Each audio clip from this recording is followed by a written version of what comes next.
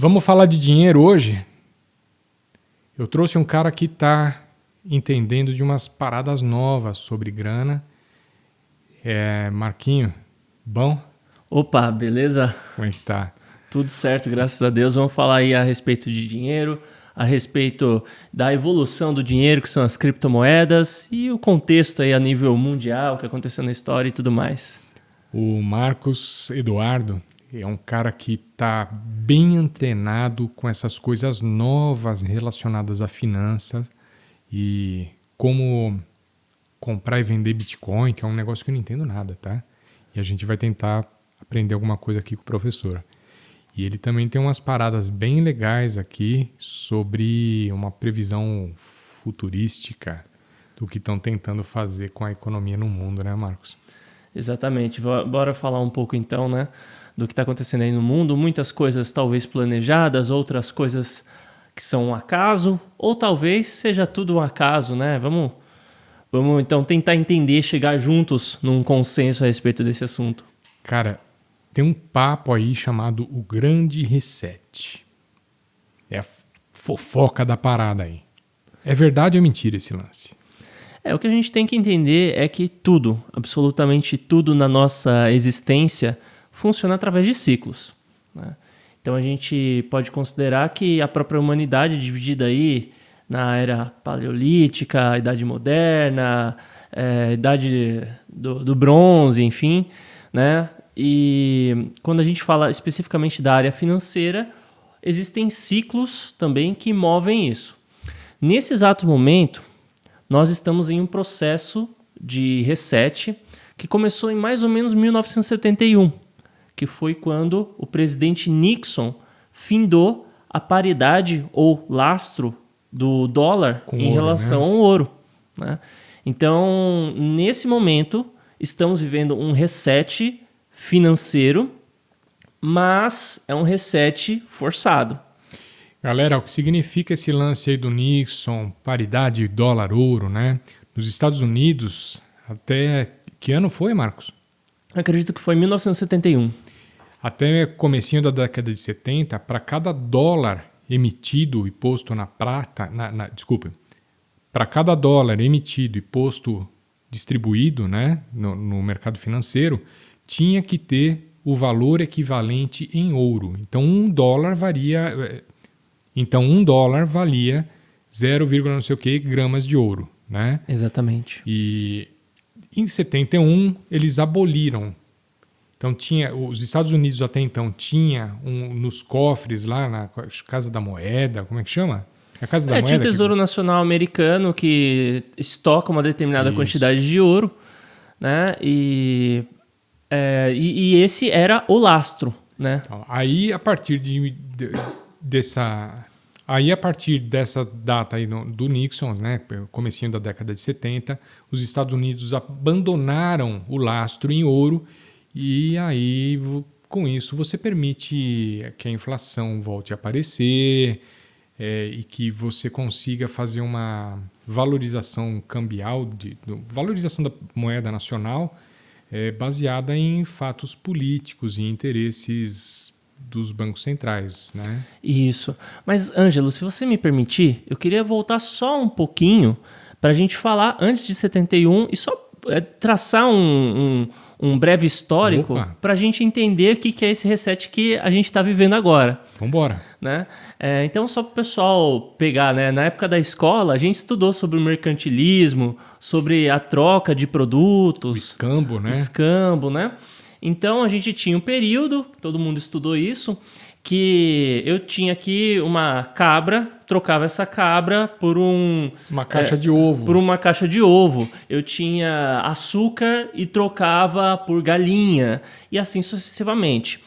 Só que daí, de forma natural e gradativa, começou-se a estabelecer padrões mais bem qualificados para realizar essa troca. Então, você começou a utilizar prata e ouro, ou seja, pedras preciosas, que teriam uma base mais adequada para definir o valor das coisas. Você sabe por que ouro, prata e pedrinhas? Por quê? Porque era fácil de carregar. Sim, Era sim. valioso, você carregava no bolso um pouquinho de ouro que valia muita coisa para você trocar lá por uma cabra, por um porco, por ovos, por açúcar. E além disso, o ouro ou a prata, ou os metais no geral, eles se mostraram excelentes padrões. Então, você tinha produto A, valeria meia grama de ouro. Produto B, vale 1 grama de ouro. Então, você tem que ter 2 produtos A para equivaler a um produto B. Né? Então, a precificação melhorou muito. Com o passar dos anos, dos séculos, né, começaram a surgir as casas que guardavam o ouro, Os bancos, né?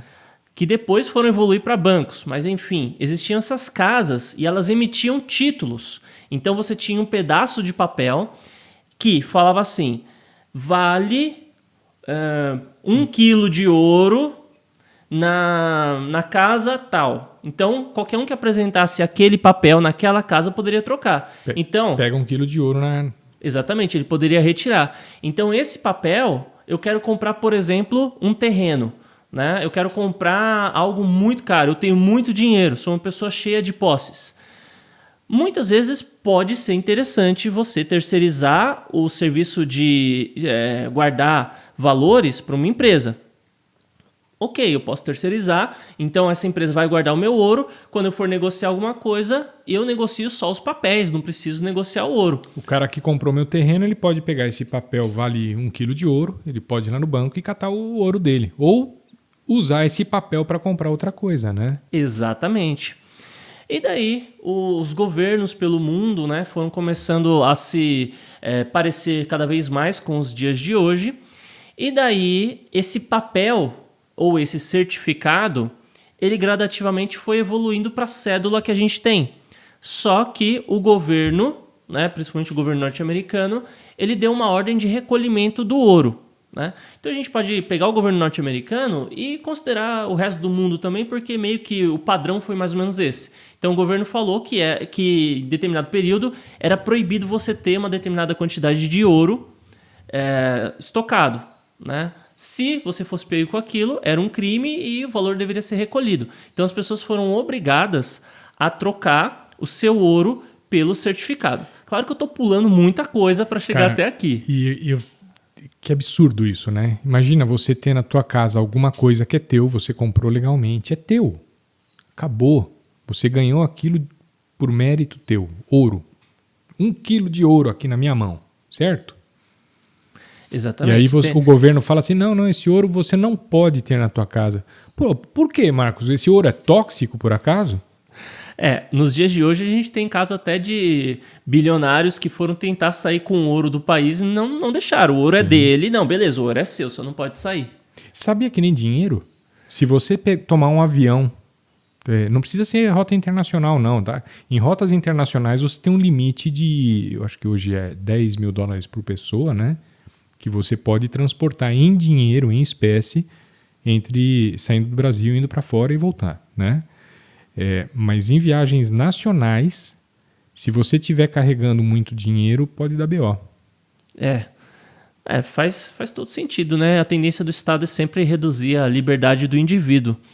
Mas em relação, então, a isso que aconteceu lá nos Estados Unidos, então esse certificado ele encolheu, virou uma cédula de dólar e lá estava escrito $1 em ouro do Tesouro Nacional Norte-Americano dos Estados Unidos da América. Enfim, Tesouro dos Estados Unidos da América. Então, era aquela cédula, se você tinha uma cédula, era $1 de ouro. Não era $1, é $1 de ouro. E daí que a gente chega em 1970. Apareceu o presidente Nixon, 1971, mais ou menos. Ele falou assim, não, vamos findar o padrão de lastro do ouro, né, o padrão do lastro do dólar. Só que daí, por incrível que pareça, os grandes especialistas da época falaram, Estados Unidos é uma potência tão grande, tão forte, que a partir de agora o ouro vai desvalorizar. Tinha muito ouro lá. Não, eles falaram que o ouro ia desvalorizar, né? Que a confiança que teríamos no dólar era tão grande, mais do que a confiança que a gente tem no ouro. Só que, para a gente ter uma ideia, $1 de 1970 equivale a $20 nos dias de hoje. Então, justamente o dólar se desvalorizou absurdamente. Claro que, se a gente for ver em âmbito Brasil... Então, ao contrário. Com o valor que você tinha... vamos pensar assim. Se em 1970, com $1, você comprava 20 bananas, hoje você só compra com $1 uma banana. Então isso, o dólar perdeu o valor. $1 de 1970 vale $20 no dia de hoje. Uma nota de $1 naquela época... Valeria $20, sim. Se tá trouxesse para o dia de hoje, aquela nota teria que ser $20. Tá. Né? Mas é exatamente o exemplo que você passou. Realmente teve essa desvalorização absurda. Que para dólar isso não é nada, né? Se a gente comparar com a desvalorização das moedas brasileiras, que desde sempre perde de milésimos de valor, bilionésimos de valor. Então. Tanto é que quando eu era criança, eu achava que era normal esse negócio de todo país às vezes ficar trocando o... Eu também achava que era normal. É. Pô, por que no Brasil a gente troca de cruzeiro para cruzado e tira 3 0 da moeda? Eu achava que todo lugar faziam coisa parecida. Só exatamente. o tonto aqui mesmo. Mas é uma loucura, né? Daí, lá nos Estados Unidos, muitas vezes 1% para eles é um absurdo. Aqui 1% é o café da manhã. Sim. Né? 1% ao ano nos Estados Unidos é bastante. Hoje eu acho que eles estão pagando 4% a 5% em dólar no Tesouro Norte-Americano. Acho que está mais ou menos isso, né? Como se fosse o nosso Tesouro Selic aqui. Né? Mas, de fato, para eles, isso é um absurdo gigantesco. Né? Para eles é um absurdo gigantesco. Tanto é que quando eles têm algum problema financeiro, a inflação deles vai subir 0,5%, 1%, e o reflexo vai bater aqui na gente, 5%. 1% deles vai ser 5% para a gente, né? Que uma marolinha para eles, né? Exatamente. E daí, com isso, então, a gente vê que em tempos passados, o ouro, então, é o verdadeiro dinheiro que a gente tem no mundo. Né? É a verdadeira moeda de troca. E o Estado, né, e grandes corporações, inclusive, na época, fizeram isso para que a grande massa, a grande população não tivesse mais acesso ao valor, aquilo que realmente existe. Porque se a gente tiver hoje um apocalipse, vamos supor, aí aconteceu um The Walking Dead aqui no mundo, acabou a energia elétrica, os satélites caíram, a inversão do campo magnético da Terra aconteceu. O pessoal tem medo que isso aconteça, né? Daí estragou todo o equipamento eletrônico. Papel vai valer alguma coisa? Duvido. A gente vai voltar para uma espécie de escambo em que o ouro vai ser o ápice da melhor opção para se trocar.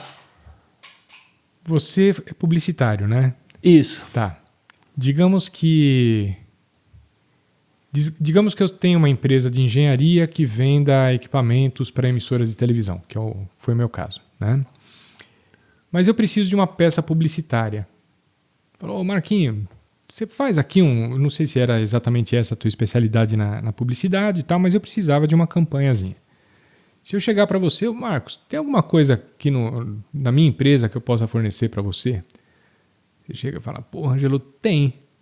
Eu queria montar um estúdio com 3 câmeras, um equipamento de som, tal, não sei o quê. Eu tenho equipamento, só não sei montar. Uhum. Você faria um escambo comigo. Sim, perfeitamente. Você faz a campanha para mim, eu faço a instalação para você. Ninguém pagou imposto. Ah, sim, com certeza. Né? É uma alternativa fantástica. E é ilegal isso? Olha... Pegamos num ponto aí, hein? Então... Eu não sei até que ponto a gente vai estar transcorrendo a ilegalidade nisso daí. A gente sonegou alguma coisa? Houve sonegação? O que você acha? Houve, só se realmente a gente... Nossa, cara, eu não sei responder essa pergunta. Eu também não sei, tá? Mas a pergunta é séria mesmo. Galera, o que vocês acham? Comenta aqui, coloca nos comentários do vídeo.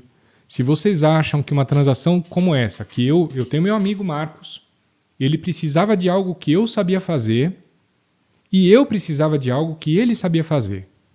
Se eu fiz essa gentileza para ele, esse favor, e ele, em retribuição, fez uma gentileza para mim, alguém sonegou o imposto? Comentários aí, hein?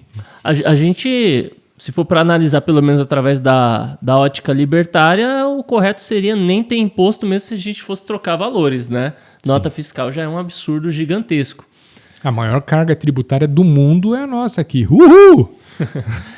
Mas a questão não é nem... Chupa, Argentina! A questão não é nem pagar pouco ou pagar muito, a questão é ter que pagar, né? Porque você fala assim, mas e se for pouquinha coisa? Ainda assim você vai estar pagando por um serviço, às vezes, de saúde, segurança, transporte, educação e administração pública que você não usa, né? Segurança pública? Então... Por uma cervejinha? Aí é que tá. Não dá, né? Não faz o menor sentido. Então, muitas vezes, se você vai colocar seu filho na escola particular, você vai pagar o segurança da rua, você vai utilizar todo o serviço privado, né? Pagar a saúde. E o que acontece? Você ainda assim é obrigado a pagar o serviço da prefeitura sem usar. Né? E o iluminação pública, a poda da árvore. A poda da árvore, que aqui na cidade de São Paulo custa R$27 mil, enquanto em outras cidades a média é de R$2 mil. Sabia que você não pode podar?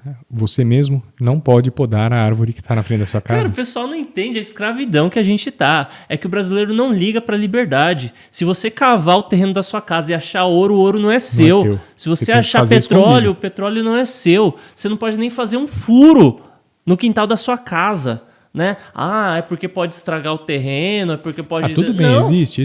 Não, existe uma preocupação ambiental, você pode cavocar um buraco aqui e derrubar a casa do teu vizinho. Não, mas beleza, eu sou engenheiro, vou pagar uma empresa para fazer um estudo para entender se eu vou prejudicar...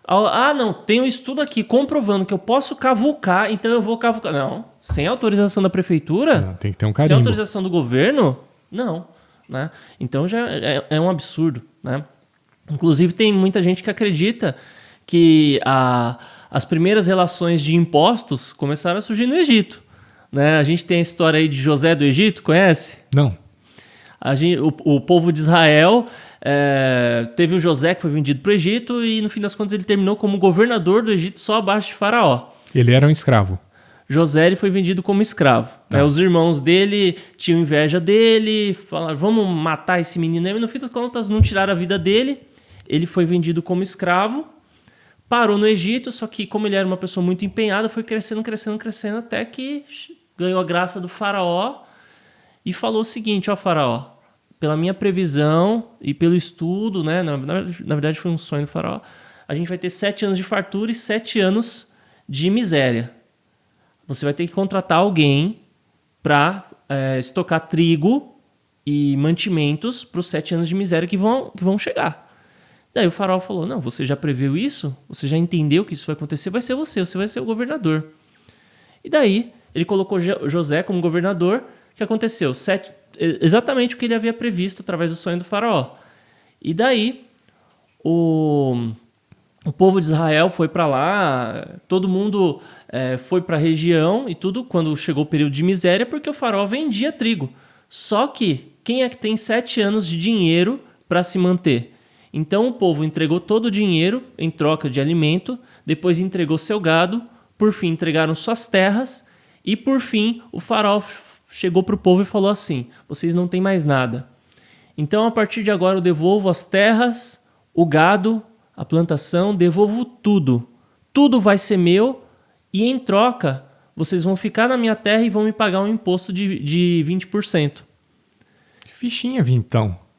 20%. Então quer dizer que aqui no Brasil tá melhor do que na época do Egito. E não é nem imposto. Se você for pensar, aqui tá pior do que o Egito. Porque esse microfone aqui, eu tive que comprar, não foi o faraó que me deu.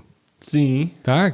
Tudo bem, que eu paguei, ele deu o microfone com imposto, tal, mas depois ele me devolveu. Não, cara, isso aqui é meu, eu que paguei.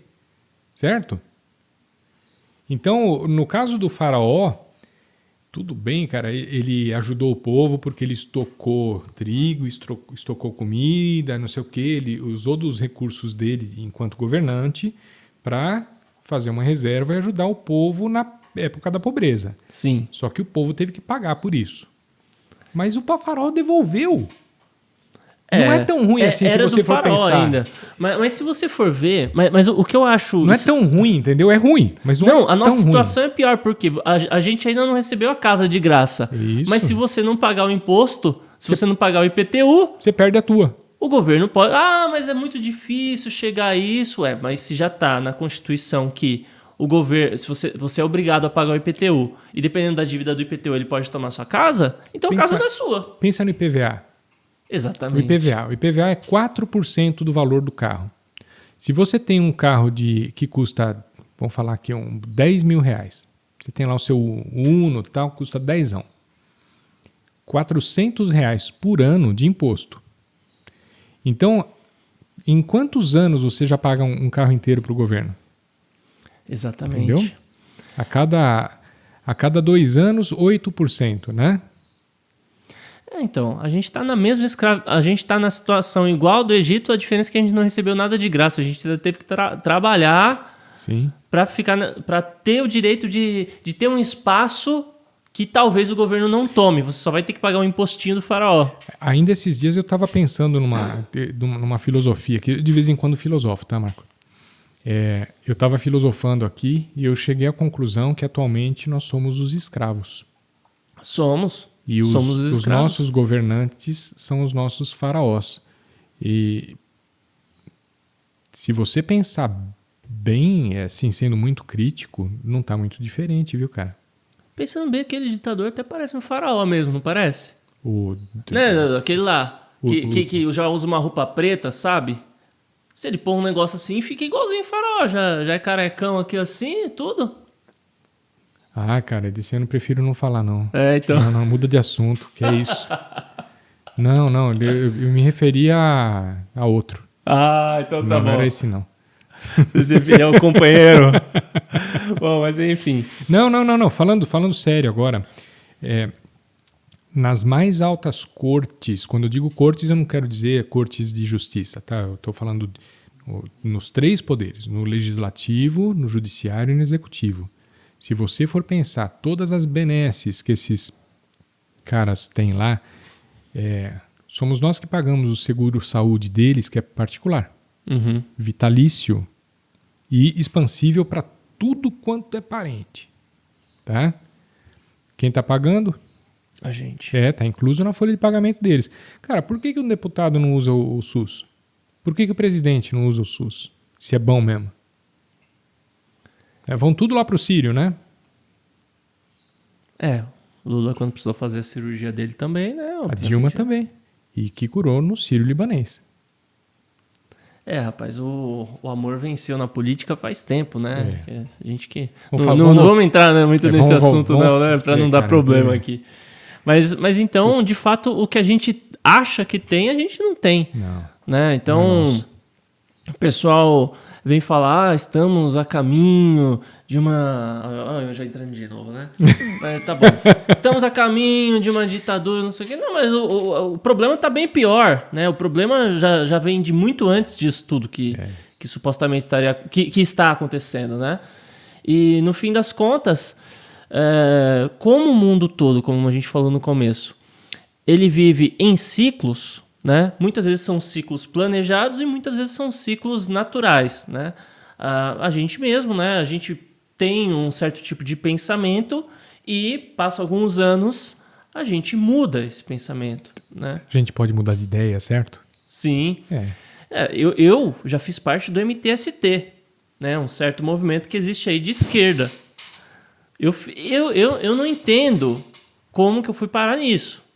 Eu fiz parte disso daí durante, eu acho que uns 6 meses. Saiu rapidão, hein? Que invadiram tua casa? O que foi?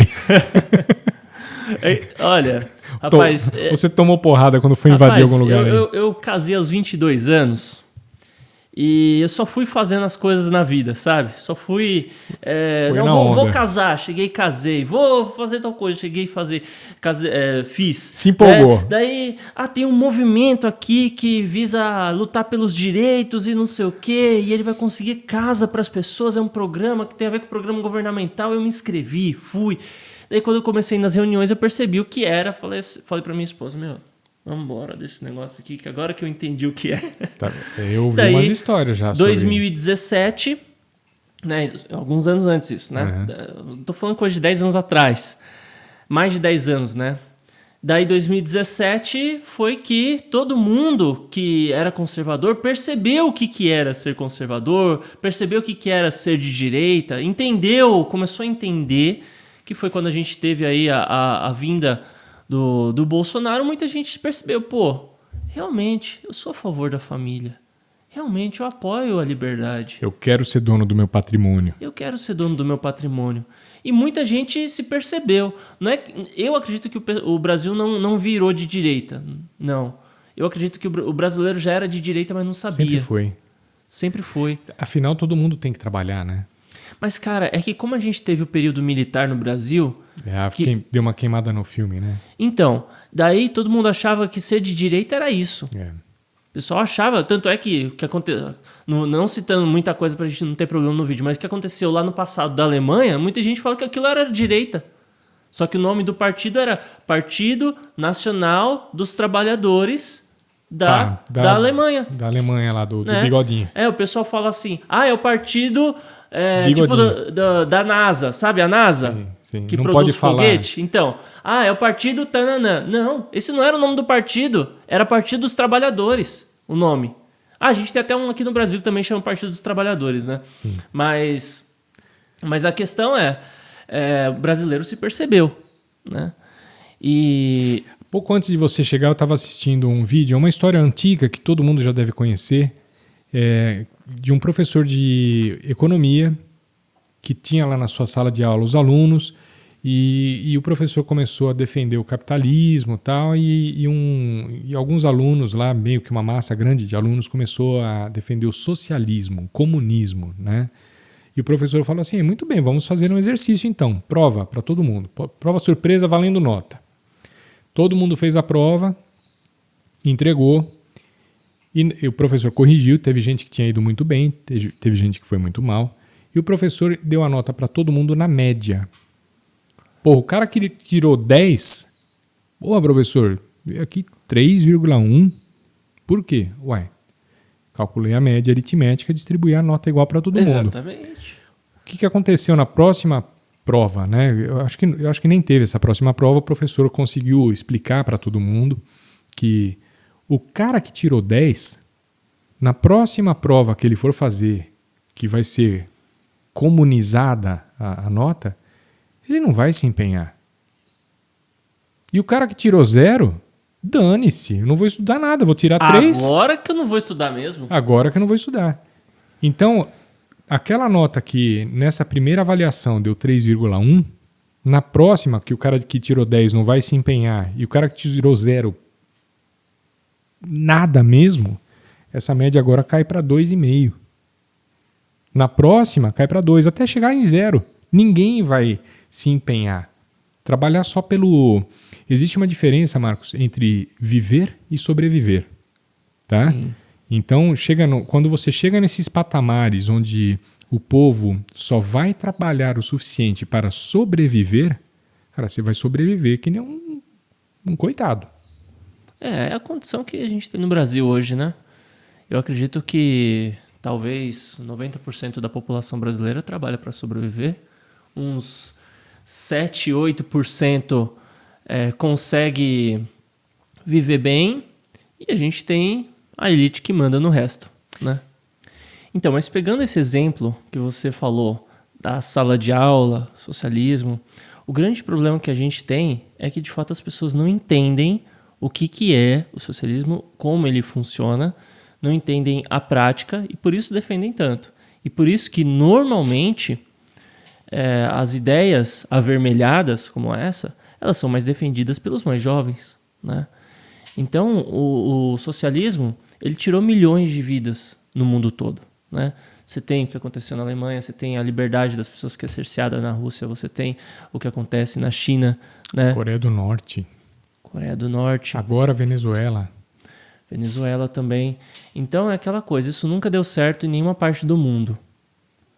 O próprio Einstein falava que qual que é a definição de loucura? É você fazer exatamente a mesma coisa e esperar resultados diferentes. Sim. É o que a gente tem agora em relação ao socialismo, né? Eu, na faculdade, tinha um professor que falava uma coisa que eu achava interessante. Ele dizia o seguinte, que no futuro ia ter muita automação, né? Muito robô fazendo as coisas, né? Então, você ia precisar de muito menos humanos para produzir muito mais coisas, né? E que com isso o trabalho ia realmente acabar. Não digo acabar, mas diminuir muito as oportunidades de trabalho, né? Como resolver isso? Diminui a jornada. Então, hoje tem metade do trabalho do que tinha anos atrás. O que você faz? Cara, divide a jornada de trabalho em 2. Ou você vai ter esse trabalho de segunda, terça e quarta, eu de quinta, sexta e sábado. Mas ainda assim a gente tem um problema nisso, que é o empresário vai pagar a mesma coisa? Não, ele vai pagar metade. Não, então, Marcos, o empresário vai pagar metade, eu concordo, só que o preço das coisas também vai estar metade, porque a automação, a defesa que o professor fazia ali, era que a automação ia ser suficiente para prover, pelo mesmo custo, o dobro de coisas. E, portanto, num mundo perfeito, seria possível, se todas as empresas tivessem a mesma ideia, né? Nós vamos dobrar o número de funcionários. Alguns vão trabalhar segunda, terça e quarta, outros quinta, sexta e sábado. Então você dobrou a quantidade de funcionários, certo? Uhum. Dobrou a folha de pagamento. Se isso acontece em todas as empresas, igualitariamente, existe um equilíbrio. É complicado, tá? Não. Na teoria... Eu entendo que isso daí a gente pode chegar num nível que realmente fique dessa maneira. Para um lado um pouquinho mais, para o outro lado um pouquinho menos. Mas sim, eu entendo essa lógica. Você já pensou se os robôs fizessem absolutamente tudo para nós? Tudo. Inclusive consertar robô. Quer dizer, o ser humano só vai viver. Uma autonomia total. Autonomia total. Você faz o que você quiser, vai ter recurso para você viajar, para dormir, para comer, o que você quisesse.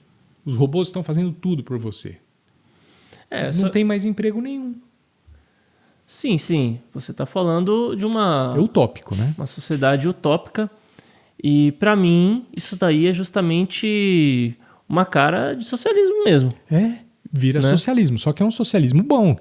Gente, isso é impossível, tá? Esquece, não, mas, isso assim, é piada. Eu tenho certeza que os ideais finais do socialismo realmente são maravilhosos. Sim. O problema é o método para chegar nisso. Né? Não rola. Que não existe. Não existe. É um método que não existe. Né? E hoje o socialismo está infiltrado. Hoje não existe. Se um dia tiver essa robozaiada toda que a gente está falando aí, vai saber. Eu acredito que a perfeição, a sociedade perfeita, ela nunca vai existir. E a gente querer que isso aconteça, querer obrigar o outro a fazer parte disso, que é o grande problema. E hoje o socialismo ele já está infiltrado nas escolas, nas universidades, nos jornais. E você sabe por quê? Por quê? Grana, né, filho? Sim. É grana.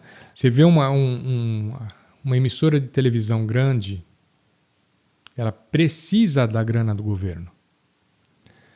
Então, mas a questão... Você chegou na grana, só que a questão final, na verdade, é o poder. É o poder, né? Sim. Porque grana é uma luta que a gente aqui pode ter, a pessoa que está assistindo a gente pode ter, só que a grana é uma luta até certo ponto. A partir do momento que a pessoa chega em um determinado nível, dali em diante ela já começa a buscar outros ideais. Né? Ela já começa a buscar outras coisas e dependendo da família da qual ela faz parte, aí a única busca dela é realmente busca pelo poder. Né? E do meu ponto de vista, o grande problema é esse. Nós temos hoje um conjunto de famílias, né? São em torno de 20 famílias mais ou menos, que são as grandes detentoras de todo o capital e praticamente tudo que existe no mundo. Né? A gente tem a indústria farmacêutica, a indústria alimentícia, tudo conectado com essas grandes famílias, e a ideia deles, do meu ponto de vista, é deixar a gente o mais doente possível para sempre depender da cura, para sempre depender dos alimentos deles, para sempre depender de tudo.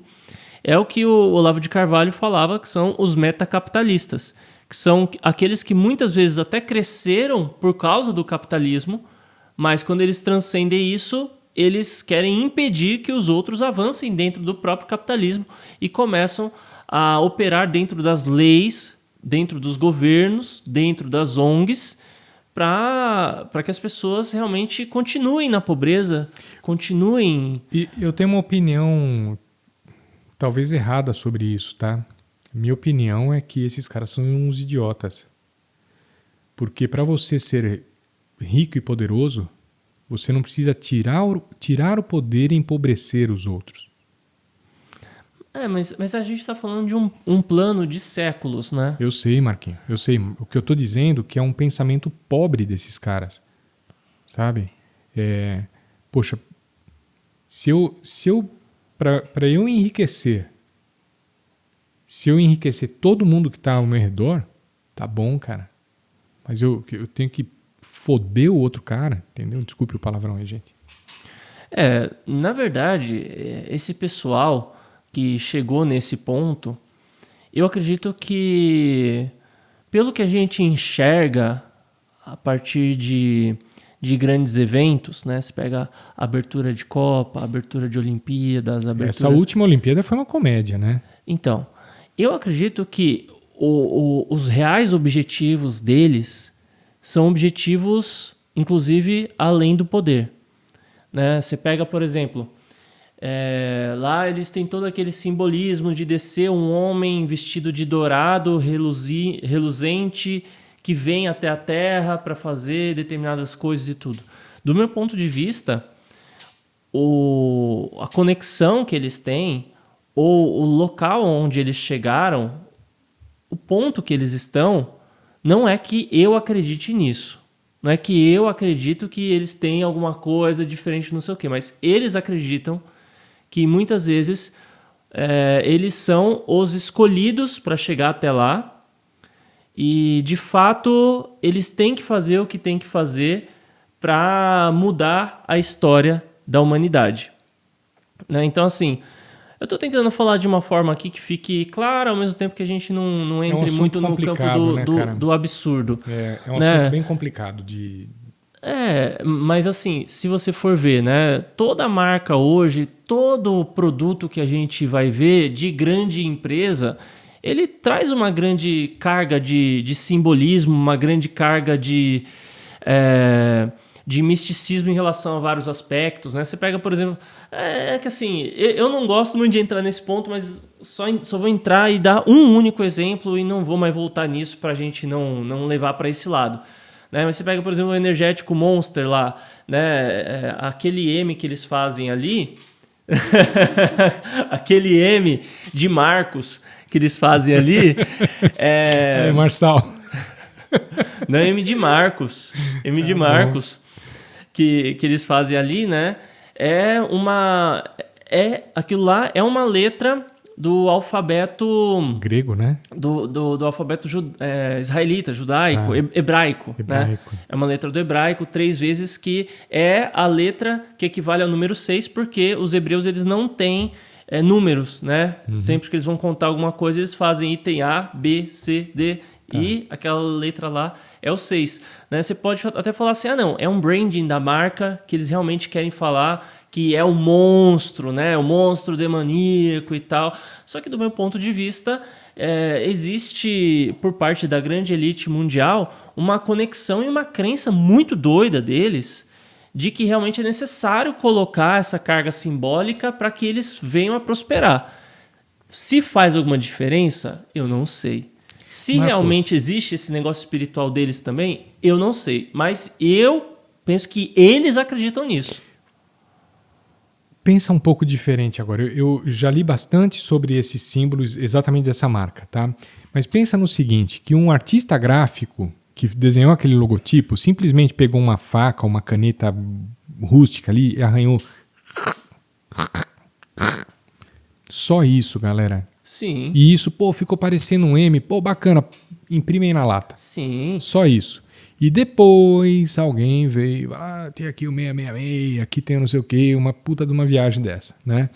A mesma coisa no teu canal. Você tem logotipo no teu canal? Não tenho. Você já viu os logotipos do meu canal?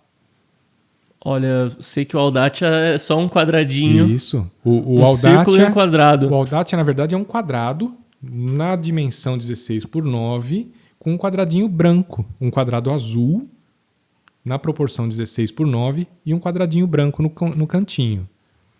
Tá? Aquilo lá é o cursor e o quadrado maior, né, o retângulo maior, é a tela do computador. Só isso que eu quis simbolizar. Não tem nada de demoníaco. Não adianta inventar, tá, velho? Era só uma tela de computador com um cursor. E o outro canal que eu tenho, o Angelus Gallery, que eu não gosto desse nome Angelus Gallery, tá? Eu ainda preciso inventar um troço melhor. Fui eu que desenhei mais ou menos o meu aspecto. Era um bicho de barba com uma barba feia e 3 fios de cabelo. Sim, né? Com certeza. Simbolizava mais ou menos a minha cara ali. Ficou bonitinho, todo mundo curtiu. Não tem nada de capeta, de demoníaco também no Angelus Gallery, tá? Pelo contrário, Angelo significa anjo no idioma italiano. Sim. Então, eu acredito sim que muito do que a gente vê e muito do que o pessoal fala realmente é uma grande coincidência. Mas eu sinceramente acredito que grande parte dessa elite mundial, eles acreditam nessas coisas de número, coisas assim. Por exemplo, para mim não faz diferença ter uma casa número 20, número 33, que é o grau de não sei o quê. Na boa, velho. Nem esses caras acreditam, mas eles tentam botar na sua cabeça que é ruim, que é maldade, que é o M, que é o... Tá, eles tentam enfiar na tua cabeça para você... Tá, toma outra marca de negócio aí, não o do M. Tá? Pode ser também, pode ser que realmente aconteça. Você gosta de café? Eu tomo café. Então, vamos introduzir então algum outro assunto agora. Eu vou fazer café enquanto você... Bom, mas então, continuando esse ponto, mas voltando à questão do reset, né? Toca o reset que eu vou tocar um café. Top. Bom, então a gente viu que o grande reset ele acontece periodicamente, né? E agora a gente está dentro de um período de reset mundial, começou lá em 1971. E o que eu acho legal a gente falar a respeito disso é que sempre que a gente fala do tema reset mundial, o pessoal pensa que seria alguma coisa como talvez em um filme, né? Por quê? Você já assistiu aquela série Mr. Robot? Não. Então, Mr. Robot, eles estavam querendo fazer uma revolução, né? É um movimento revolucionário, não sei o que e tal. Em determinado momento eles conseguem. E daí, de um dia para o outro, o ator principal, o personagem principal, o Elliot, acorda e aconteceu o reset financeiro mundial lá. Eles acabaram com todos os registros bancários do mundo todo. Em determinado momento eles conseguem. Acordou, daí tá a polícia na rua, tá uma loucura. E o grande reset, ele é um reset no sentido de que tudo é reiniciado. Mas ele não é um reset no sentido de que acontece de forma instantânea, né? Então eu estou falando de algo que, nesse reset mais recente, começou em 1971 e ainda não virou. A partir disso, com o passar dos anos, com o passar das décadas, isso vai virando. E o que acontece? Por conta justamente dessa impressão, a gente fala de reset e às vezes a pessoa fala, não, imagina, isso não vai acontecer, isso não existe, isso tudo é bobeira. Porque quando a gente fala em reset, ela acha que vai ser um negócio imediato, né? É igual a implementação do socialismo aqui no Brasil. O que aconteceu? Primeiro mandato do governo Lula, ele instituiu o Fome Zero, depois foi, que inclusive é um plano da Agenda 2030 da ONU, né? Um dos itens da agenda é Fome Zero, e o Lula pegou o mesmo nome e falou, não, beleza, já vamos começar o Fome Zero aqui, preparando para 2030. A gente tem o Bolsa Família. O que é o Bolsa Família? Se não a redistribuição de renda que tanto os socialistas querem, né? Então, as coisas não acontecem de forma imediata. Teve um país recentemente, não sei se foi a Finlândia, que começou a distribuir dinheiro de graça para o povo. Todo mundo da população recebeu lá, sei lá, 100, 200, 300 euros por cabeça, por mês. Eu creio que isso tenha acontecido por um excesso de caixa que o governo teve, ou uma experiência. Só pode ter sido excesso de caixa, né? Eu já vi várias vezes isso acontecendo no mundo, o governo ele devolver parte do dinheiro que ele arrecadou, porque ele viu, arrecadei muito imposto mesmo, peraí, deixa eu devolver um pouco, né? Só que aí é que tá, tem que devolver para quem pagou. Agora pegar e devolver igualmente por todos os membros todos os habitantes do país, isso daí já não faz nenhum sentido. Mas a questão é essa, né, Ângelo? As coisas vão acontecendo devagarinho. A partir de agora, uma determinada rede social a gente vai tirar. Então, acabou com a liberdade do Brasil? Não acabou, né? Agora todo mundo é impedido de falar o que pensa? Não é. Você só não pode criticar diretamente certas coisas e falar certos assuntos. A gente tem esse reset, ele não é imediato. É sempre um conjunto de fatores e um determinado tempo é necessário para que ele aconteça. Daí a gente tem, como eu estava falando, a implementação do socialismo e do comunismo é assim também. Por exemplo, a gente teve aí o X sendo banido do Brasil. Isso foi mal, hein? O X. Sim. Mas daí o que acontece? Você perdeu sua liberdade? Não, você não perdeu sua liberdade, né? Mas você perdeu uma das ferramentas com as quais você usa para exercer a sua liberdade, né? E daí você fala assim, mas quem quiser tem outras redes sociais para falar.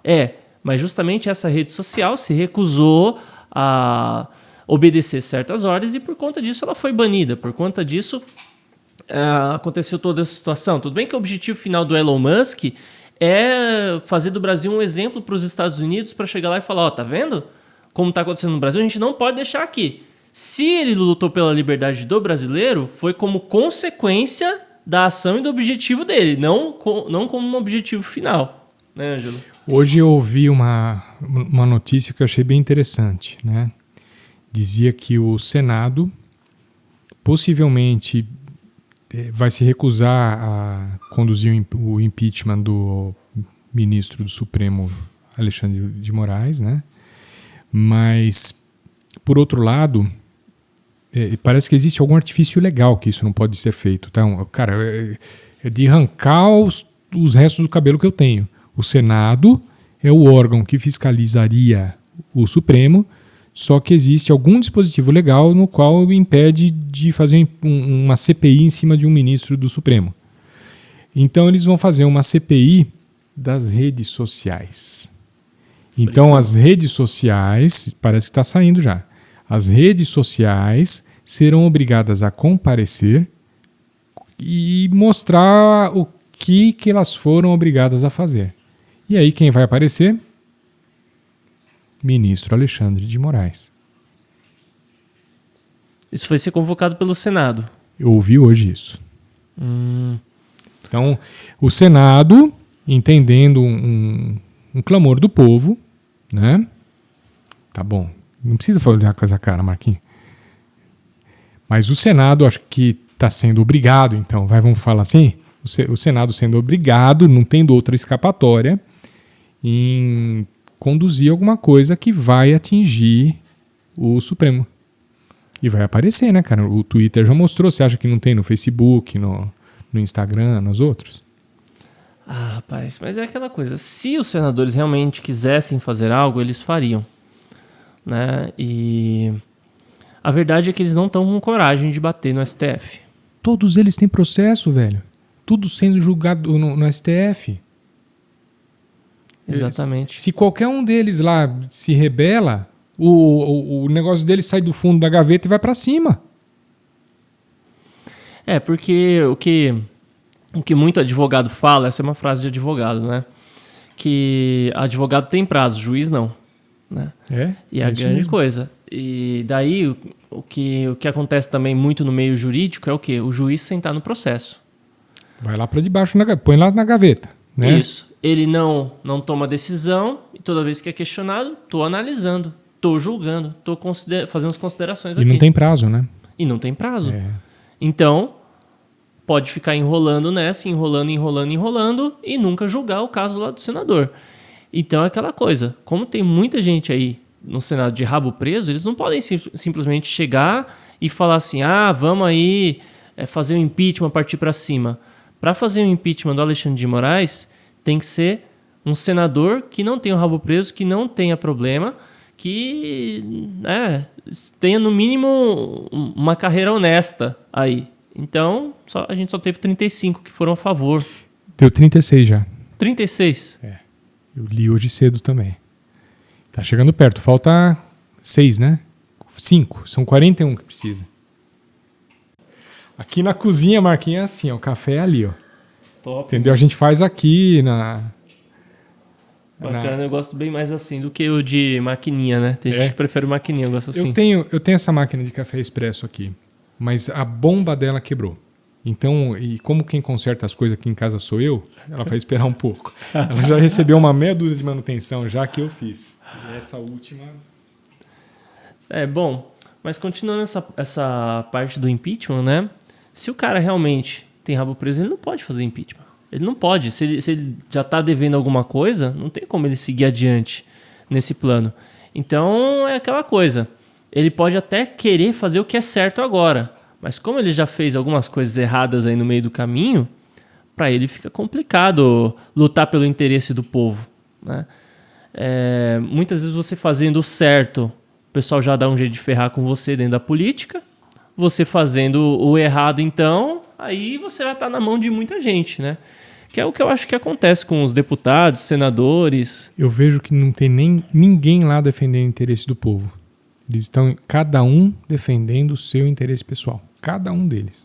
E a impressão que eu tenho é que quando ainda defende o interesse do povo, é com um objetivo secundário ou como uma consequência de alguma coisa, né? Porque vai aparecer no vídeo, porque vai conseguir voto, porque vai realmente conseguir alguma coisa em troca, em algum sentido, né?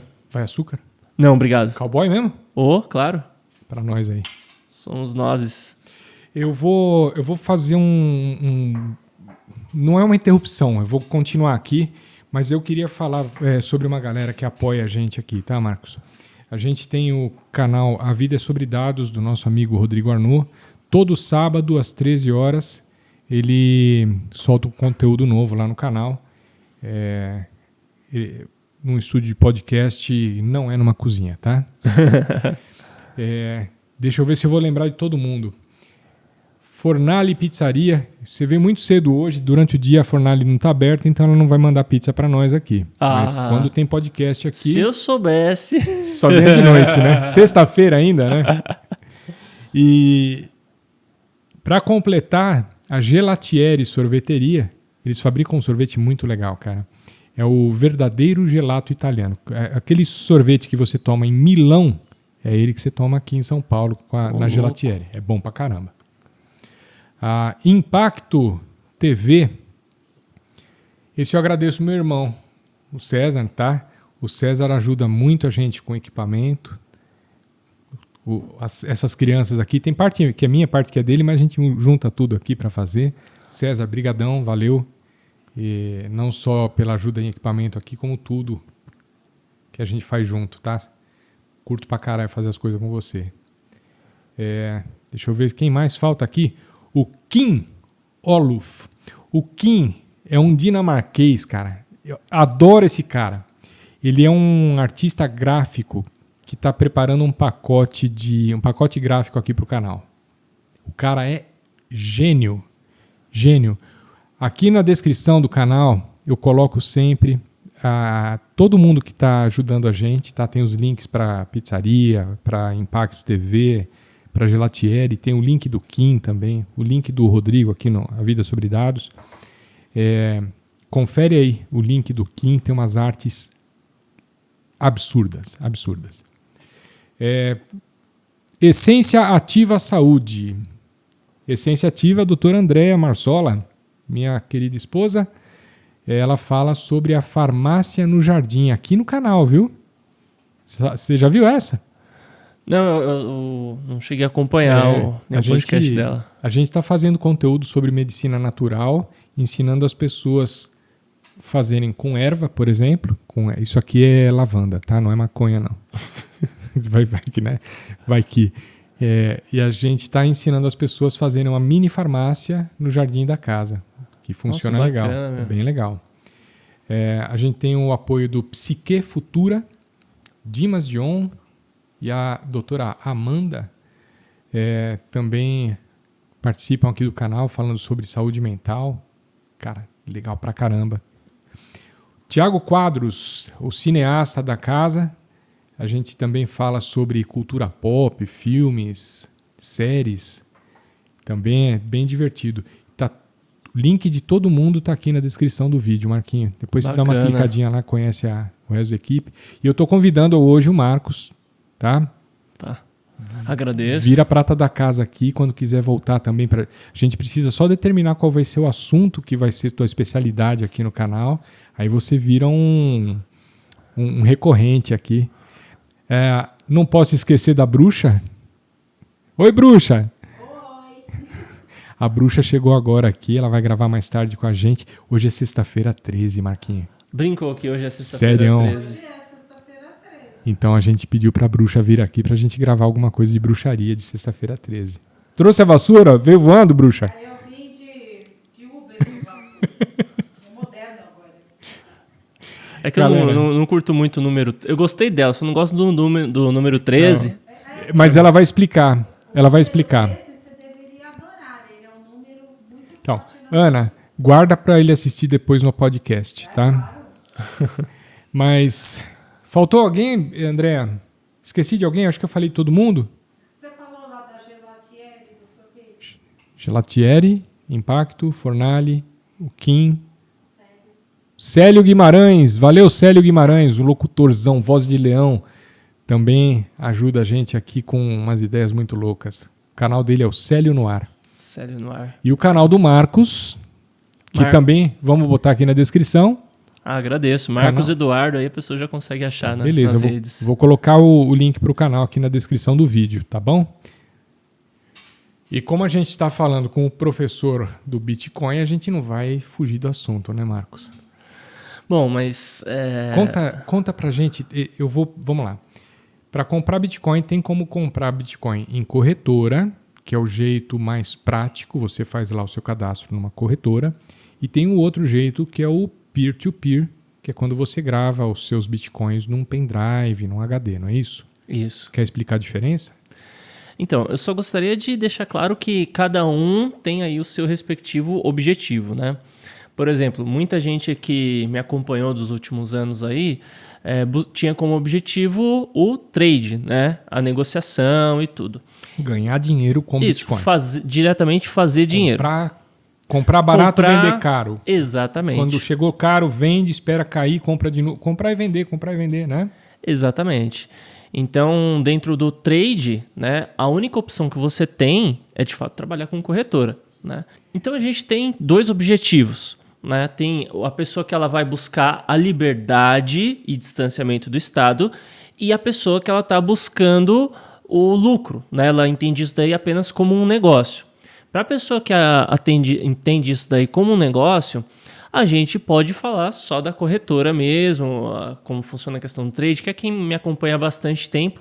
É uma coisa que eu tenho focado bastante no canal, né? Não que eu não apoie a liberdade. Pelo né? que eu entendi, para você comprar e vender numa corretora, todo dia tem gente querendo comprar, todo dia tem gente querendo vender. Se você simplesmente lá põe teu preço, a hora que chegar nesse limite, você comprou o Bitcoin ou vendeu o seu Bitcoin, né? E no aspecto liberdade, você tem lá no seu pendrive gravada a moeda e você tem que encontrar alguém, um outro cara, que quer comprar ou vender Bitcoin, com quem você tem que transacionar. Exatamente. A corretora ela vai estar dentro de um sistema fechado e todo mundo que está cadastrado ali fica o tempo todo mandando ordens de compra, venda, compra, venda. Quando uma compra encontra com uma venda, Eu quero comprar, eu quero vender, a própria corretora cruza as operações. Bolsa de valores. Pronto, mesma coisa que a Bolsa de Valores, né?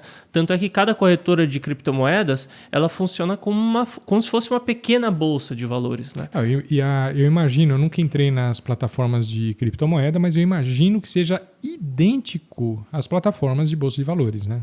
É, bem parecido, bem parecido. Eu não trabalhei muito tempo com o mercado tradicional, tá? Mas eu tenho conta aí, uma das maiores corretoras do mercado tradicional, mas não operei muito, né? E quando operei foi há bastante tempo atrás, então deve ter mudado. Mas não é muito difícil, não é muito distante uma coisa da outra. Mas, vamos lá. Para o jeito mais simples, né? Para a pessoa comprar Bitcoin, dá para comprar com corretora. Se ela quiser simplesmente guardar como se fosse uma caderneta de poupança, Agora, pode ser via corretora também, né? pode ser via corretora, né? Voltando àquela questão lá a pessoa está buscando liberdade de distanciamento do Estado ou apenas questão de dinheiro.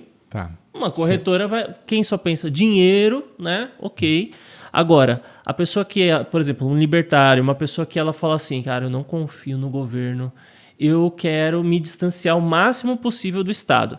Agora a gente já entra no outro ponto, que é a questão de liberdade. Você nasceu em que ano, Marcos? 88. Tá. Em 90 ou 91 a gente teve plano Collor, lembra? Eu não vou dizer que lembro, digo que já estudei, mas que lembro não. Não, eu estava vivo, eu tinha emprego, eu tinha na conta o meu dinheirinho, né? E eu passei raspando na quantidade de dinheiro para o Collor tomar minha grana, minha poupança, tá? Então eu não foi tomado nenhum dinheiro meu. Mas você imagina se você tivesse lá R$2.000 e o governo fala assim, olha, tua grana já era, perdeu, mané. Eu vou te devolver um dia. Com Bitcoin isso é impossível, tá? É impossível, porque é uma grana com Bitcoin, vamos lá, com Bitcoin no pendrive. Bitcoin em uma carteira. Uma carteira. Quando ele fala carteira, é uma espécie de um pendrive que você vai gravar seus Bitcoins no pendrive. Isso. Posso dizer assim? Sim. Tá. Não entrando na parte técnica, não é nosso objetivo aqui diretamente, mas basicamente existe uma rede mundial chamada blockchain e tudo acontece nela. Então, uma forma de você acessar, uma chave para você acessar, um método para você acessar isso é através de uma chave. Daí o que o Ângelo falou é que você pode ter essa chave gravada em um pendrive. Os bitcoins, propriamente dito, não ficam dentro da sua chave, elas ficam nessa rede mundial. Fica sempre na rede blockchain. Tá. Né? E eu acho que é até válido a gente só dar uma pincelada na blockchain. Né? A blockchain é como se, por exemplo, você e eu e mais umas 5 pessoas aqui, a gente fala assim, vamos fazer o clube da figurinha. Né? Vou citar um exemplo aqui, que eu vi num livro, muito bom esse exemplo. Vamos fazer o clube da figurinha? Vamos. Mas vamos por ordem nesse clube. Além do nosso caderno da figurinha, a gente vai ter um caderninho que todo mundo anota ao mesmo tempo quando houve troca de figurinha. Então todo mundo pode consultar aquele caderninho para saber quem tem todas as figurinhas. Todo mundo tem uma cópia do caderno. Onde está o caderno original? Não existe o original. Todos são originais ao mesmo tempo. Quer dizer, quando alguém troca de figurinha, todos os cadernos são atualizados ao mesmo tempo. Todo mundo tem que atualizar ao mesmo tempo. Se um deles não atualizar, não escrever lá, o Joãozinho trocou com a Mariazinha a figurinha. Então, por consequência, se um não anotar, aquele caderno que está diferente dos outros é inválido. Né? Ou então, se só um anotar, aquele que está em menor número é o inválido. Então, com a rede blockchain é assim. Existem várias pessoas pelo mundo todo que baixaram o arquivo da blockchain no computador, né? O Bitcoin Core no computador. E daí, eles são o caderno. Várias são milhares ou centenas, milhares ou talvez milhões de computadores, né? Quer dizer, se em todos eles, em cada um desses milhões de computadores estão gravados quantas moedinhas tem o Marcos? Todas as transações do mundo todo ao mesmo tempo.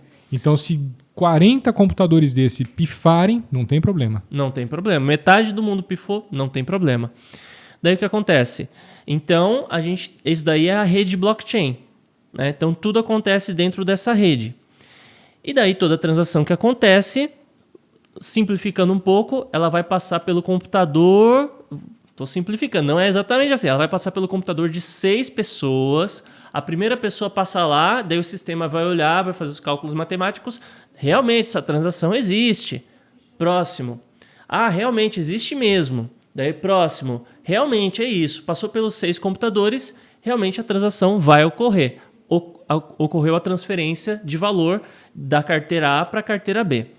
Qualquer um pode criar uma carteira na rede blockchain. E qualquer um pode ter um node desse, um nó desse que é um xerox aí da conta Qualquer de todo um mundo. pode baixar e ser um dos responsáveis Sim. por armazenar a blockchain louco, né, no seu cara? computador.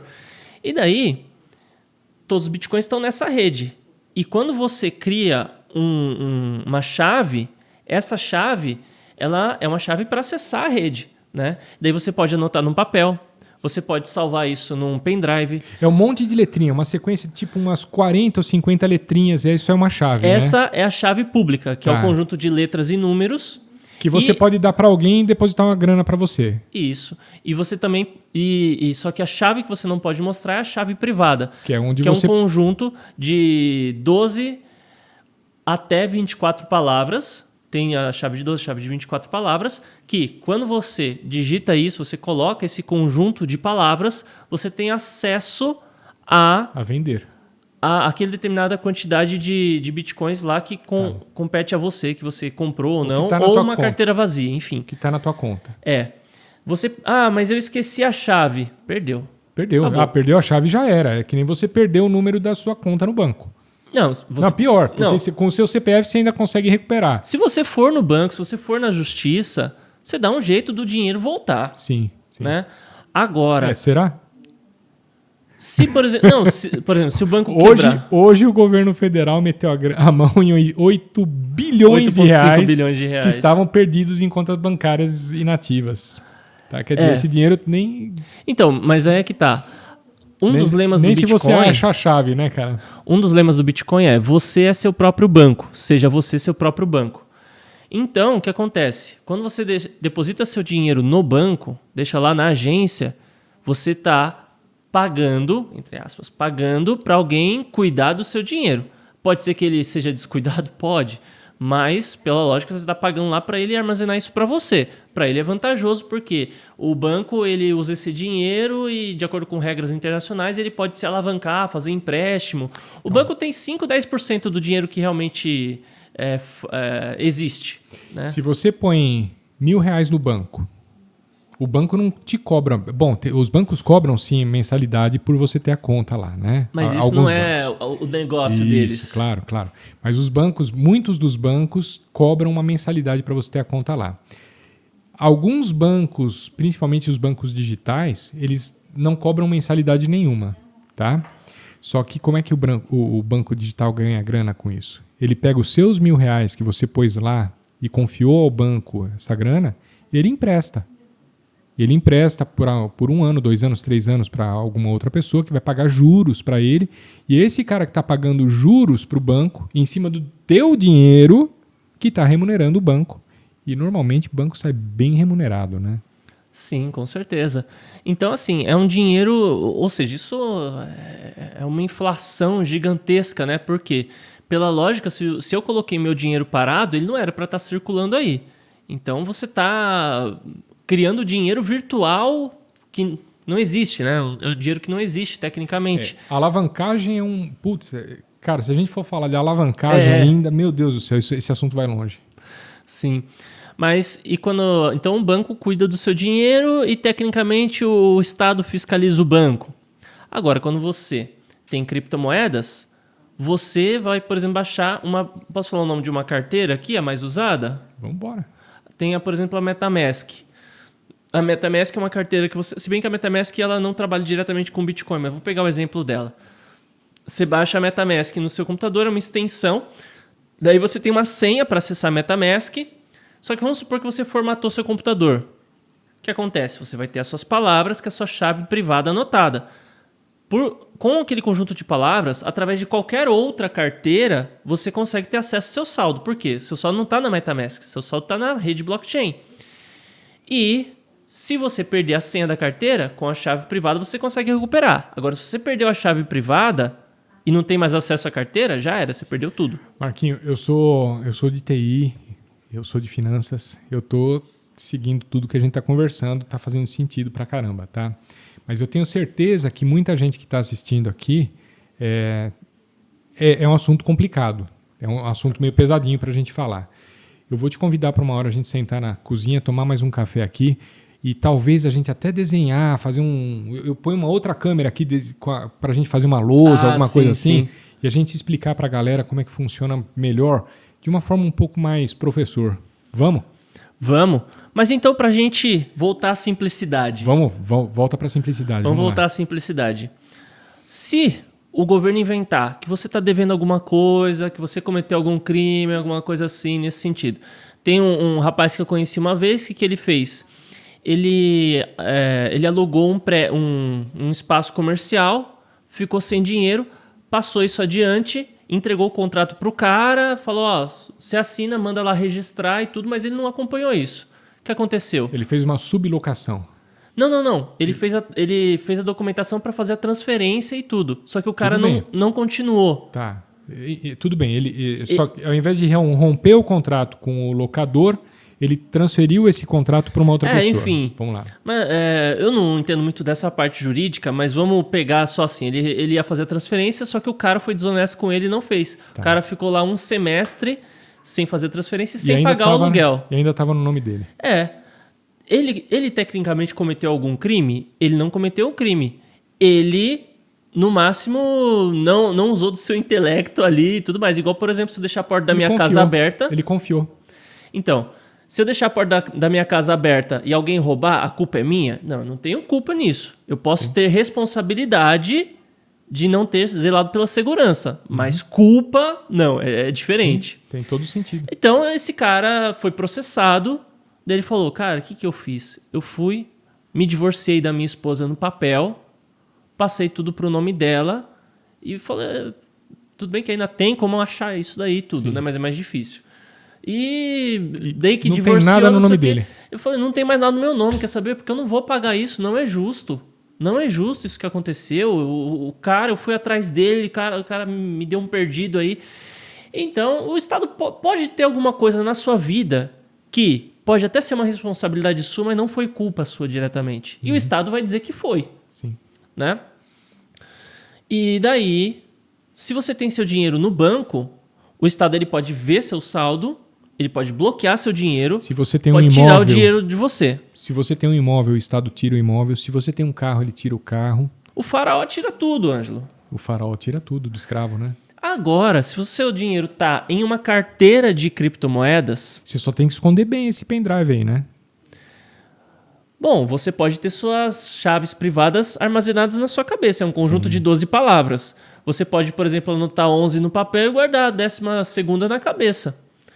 Ou então o governo chega e fala, ó, a gente descobriu aqui que você tem a carteira porque você fez uma postagem na rede social. A gente quer o acesso aqui à sua carteira. Ah, eu esqueci. Não tenho mais. Eu esqueci, eu perdi. Você acredita que justamente o papel eu pus aqui, minha esposa foi limpar e jogou fora? Então, assim, e pode acontecer mesmo de perder tudo porque jogou fora, né? Pode. Mas então, essa é a grande diferença, né? Por isso que os libertários e a galera que quer esse distanciamento do Estado não usa uma corretora. Ele vai fazer uma compra P2P. O que é uma compra P2P? O Ângelo tem aqui um Bitcoin. Eu dou para ele 300 mil reais, ele me transfere esse um Bitcoin, ou ele me dá a chave privada, enfim, transfere para outra carteira. E essas carteiras não tem nome, né? Não está associada ao teu nome. Não, então, essa que é a parte boa. Você, de forma anônima, sim, você tem acesso à carteira. O que pode acontecer é você vacilar e contar isso para alguém, deixar isso exposto, alguma coisa nesse sentido. Mas se você fizer o trabalho certinho, que é acessar do seu computador, da sua rede, melhor ainda, às vezes você usa um VPN, que é algo que faz com que o seu acesso não tenha o registro na rede, enfim, também não é muito bom a gente ir por essa linha. A gente tenta simplificar, né, cara? A gente tenta simplificar, mas a coisa... Se você sentar no seu computador, você não acessa esses sites aí, que muitas vezes pode ter vírus, essas coisas assim, e você anotou lá as palavrinhas e tudo mais, acabou. Você já tem uma carteira privada que ninguém no mundo mais vai ter acesso àquilo. Que louco, né, cara? Né? E por consequência, ninguém vai poder tomar seu dinheiro. Então, se seu objetivo é fazer dinheiro, não, eu quero operar aqui, quero fazer trade, não sei o quê, você vai para uma corretora. Lá vai ter um monte de gente comprando e vendendo, você estuda análise técnica. Se você se empenhar, em 6 meses a 1 ano, você já está legalzinho aí para começar a fazer dinheiro, né? Agora, seu negócio é, cara, eu não confio no governo brasileiro. Em governo de lugar nenhum, né? Eu não confio no governo, não confio no Estado. Eu acredito que o Estado é um sanguessuga, eu tenho que me afastar disso. Aí você vai para uma carteira, vai para um P2P e por aí em diante. Tem um cara que, acho que é Renato 38. Sim. Você conhece esse cara? Conheço. Então, se eu não me engano, eu tenho quase certeza que é ele. Ele transformou todo o patrimônio dele em Bitcoin. Foi ele? Olha, não foi ele, né? Foi o... Putz, não era o 38? Não. O 38, ele, pelo que ele diz, ele tem uma porrada de Bitcoin e tudo mais. Se bem que ele também não tem mais nada no nome dele. Então, né? Exato. Mas o mais famoso desse caso é o Daniel Fraga. Então, esse cara parece que apareceu hoje novamente no mapa. Não apareceu. O Daniel... Era fake. Era fake? Era fake. Esse cara recebeu lá a intimação da justiça na porta da casa dele e mandou os caras às favas, né? Tem um vídeo na internet falando do Daniel. Daí ele passou tudo para Bitcoin. Quando o Bitcoin sumiu, custava né? R$13, hoje o Bitcoin custa 300 mil, mais ou cara, menos. Se ele tivesse 1.000 Bitcoin, tá bilionário, cara. Olha, eu acho que ele deve estar muito bem essas horas, né? Existem algumas comunidades ali de libertários falando que tem contato com ele, que ele está bem, que ele está vivo, está tudo certo, né? Recentemente, apareceu aí uma pessoa que disse que identificou ele, né? Daí depois falaram que foi um envelhecimento feito com base em inteligência artificial, né? Então a gente não sabe exatamente se foi, se não foi. A pessoa mostrou uns prints, agora a gente também não sabe se o print é verdadeiro ou não, se ela realmente forjou a volta do Daniel Fraga. Sabe o que parece isso, cara? Se foi a justiça bater na porta do cara, provavelmente ele deve alguma coisa. Né? Não sei, não estou julgando. Dever no sentido de... Ele xingou o juiz, falou um monte de coisa do juiz. Alguém mandou uma multa para ele, Sim. Ele não vai pagar, né? Então ele escondeu a grana de algum jeito. Se a gente for pensar um pouco em fazer um comparativo, se ele cometeu um crime, tá? Não estou julgando o cara, mas alguém julgou e falou: esse cara é um criminoso, ele tem que pagar. E ele sumiu, a gente está meio que defendendo o bandido. É meio que aquele filme A Casa de Papel. Sei. Né? Que a gente não estava torcendo para os bandidos, o filme que estavam roubando o banco? Tava. Né? Quem realmente acompanhou e ficou ali fascinado, indiretamente estava torcendo, né? Tava todo mundo torcendo. E quantos filmes que a gente já não viu na televisão que a gente torceu pro bandido? Sim. Né? Então, não tô chamando o Daniel de bandido, pelo contrário, Daniel, tô torcendo por você, velho, mas... Será que pode falar isso? Poder pode, ué. É o meu sentimento. Eu não tô julgando o Daniel. Não tô botando lenha na fogueira, mas eu tô torcendo pelo cara. Não, mas os processos que tem contra ele, de fato, foi dar opinião sobre o que ele pensa das atitudes de um juiz. Tá. Né? Ainda bem que hoje aqui no Brasil a gente não tem problema em criticar juízes, né? E eu não tô dando opinião quanto ao senhor, excelência. Tá? Eu tô dando opinião só quanto ao Daniel, tá? Então... Será, cara, que pode falar essas coisas aqui? Pode. Nesse nível aí pode, tá tranquilo. Poxa, quanto receio. Rapaz, você vê? Tem bastante receio atualmente, viu? Bom, mas no fim das contas, então, o Daniel passou tudo para Bitcoin e ele sumiu do mapa. Ele falou, eu não reconheço a justiça brasileira, para mim isso daí não é válido. Eu não reconheço o governo brasileiro como um governo verdadeiro e, quer saber, não reconheço. Deixou R$20 numa conta bancária. Toma isso aí, governo, se quiser. O governo foi olhar as contas dele e tinha R$20. O Monark, ele fez algo parecido. Ele conseguiu passar grande parte do que ele tinha para Bitcoin, mas não passou tudo. Né? O que ele deixou, perdeu. O que ele deixou, o governo levou tudo. A conta do banco dele, roxinho, levaram tudo embora. O Banco Vermelho também, começa com B, também levaram tudo embora. Sim. Mas ele tinha uma quantidade em Bitcoin que foi o que permitiu que ele fosse lá para os Estados Unidos e tudo. Será que pode falar que a gente está torcendo pelo Monark também? Bom, eu tô torcendo pelo Monark, né? Então tá bom. O Ângelo provavelmente torça. Será que torce será ou que não? eu torço? Será que ele torce, né? Exato, não sei, né? Monark, O dia que você puder, vem aqui, senta na cozinha, toma um café na caneca aqui com a gente, tá? Convidadão nosso. Primeiro uma certa pessoa tem que sair de um certo lugar antes do Monark voltar pro Brasil. E se não rolar de você vir aqui pra cozinha com a gente, Monark, vamos fazer um call aí. Será que pode em vídeo, Monark? Pode, você pode conversar com ele, então, não é um crime. Tá bom. Não, e fazer uma live com ele? Pode também. Tá bom. Ele só não pode ter um canal monetizado mais. Tá. Ele não pode. Mas a gente falar dele ou mostrar ele não tem problema. Sei lá, né? Você tem um advogado bom, né, cara? Você acredita que eu tive que constituir advogado bom? Eu sei disso. Depois que eu decidi mexer com certas coisas aí? Então. Galera, a gente tá aqui com o Marcos Eduardo, um brotherzão, que é um cara cheio de... tem uns valores muito parecidos com os nossos aqui de família. Deu para perceber que o Marcos é um cara direita pra cacete. Eu também sou, tá, gente? Marquinhos, eu tenho amigo canhota de todo tipo. E amigos que moram no meu coração. Tem família de gente que torce pela esquerda que mora no meu coração. Eu não vou perder a amizade, não vou perder meu amor por eles nem a pau, tá? Mas também não vou deixar de expressar os valores que eu tenho e as coisas que eu penso, né? E eu encontrei esse cara aqui como um irmão. Visita o canal dele, tem umas coisas bacanas, até... Muito além de alguns limites que talvez deveria se falar na internet, né? Marquinhos é bocudo pra cacete. Ele fala umas coisas que eu não falaria aqui no canal, né? Apesar de eu pensar. Pensar pode, né? Pensar por enquanto pode. Então, galera, visita lá o canal do Marcos Eduardo. O link está aqui embaixo. Marquinhos, a gente já falou um montão. Eu te convido aí para a gente dar um encerramento para o que a gente vai falar hoje. Já deixando o convite aberto aqui para voltar para outros bate-papos na cozinha.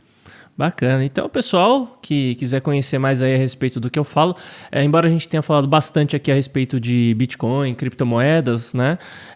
Nas redes sociais, nesse momento eu sou mais conhecido por falar a respeito de política, mais a nível federal e tudo, né? Então, quem quiser conhecer um pouco mais, só colocar aí nas redes Marcos Eduardo, você consegue me achar. E agradeço aí muito por essa oportunidade magnífica.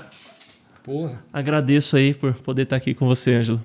Obrigado eu de ter vindo aí, Marquinhos. O Marcos, cara, eu vou contar uma aqui pra vocês, que essa foi comédia hoje, pra terminar com chave de ouro, vai. O Marcos mora... a uma hora de distância. A uma hora de distância. Você mora no bairro da Saúde, não é isso? Isso. Tá. E eu moro na Pompeia, né? Então você está na zona sul, eu tô na zona oeste. E ontem à noite eu mandei um recado pro Marcos, né? Falando assim, Marquinhos, a estação de metrô mais próxima aqui de casa é a Vila Madalena. De lá até aqui em casa, menos de 10 minutos de Uber, você chega aqui facinho, né? Beleza. Hoje ele me manda um negócio e fala assim, eu tô indo de bike. Eu pensei, cara, ele vai sair da casa dele, vai até o metrô de bike, entrar no metrô, tá, fazer o percurso, chegar aqui na Vila Madalena e anda de bike 5 minutos até chegar em casa. O maluco veio da casa dele, da Saúde, de bike até aqui e o pneu furou. Cara, eu sou ciclista, né? Então eu tô acostumado com essas coisas. Daí, não, o pneu furou. Eu ainda caí da bicicleta hoje. Por isso que você tava todo melecado de graxa? Não, mas assim, a bicicleta caiu, mas eu pulei fora, a bicicleta continuou. Eu pulei e saí correndo, assim. Foi uma curva, tinha uns negocinhos lá no chão, né? Mas hoje foi de tudo, aconteceu de tudo. Tá, mas vê se na outra vem de metrô, cara. É um roteiro meio pesado esse que você fez. A gente tá cheio de ciclovia aqui em São Paulo, vamos ver de bike mesmo. Mas esse é o Marcos Eduardo, veio aí tomar um café aqui na cozinha comigo hoje. Valeu, Marquinho, valeu todo mundo que assistiu até agora. Se você... Vou copiar agora o Oi Luiz, que é um outro canal que a gente segue, lá você também deve ver o Luizão. Ele fala assim, se você gostou, se inscreva no canal, se não gostou, manda pra alguém pro teu inimigo, só pra bagunçar com a vida do cara. Obrigado, galera, obrigado, Marcão, valeu mesmo. Até mais. Valeu, gente, até a próxima aí.